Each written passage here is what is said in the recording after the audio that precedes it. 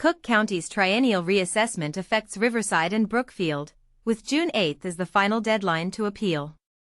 The county uses mass appraisal data from the past 3 to 5 years, and a 2023 review can raise or lower a property's value.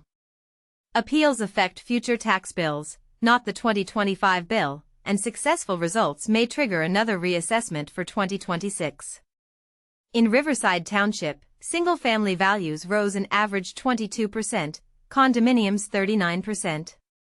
Among common home classes, Class 2-03, 1,000 to 1,800 square feet, 1 story, up 20%, Class 2-05, older than 62, 2+ stories, up to 2,200 square feet, up 25%, Class 2-06, 2,201 to 4,999 square feet, up 34%.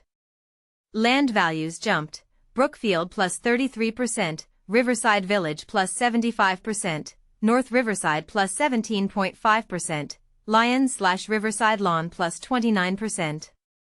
To appeal, contact Riverside Township Assessor Mary Jo Miller at 708-447-7700 or assessor at riversidetownship.org. Appointments are encouraged amid very high demand.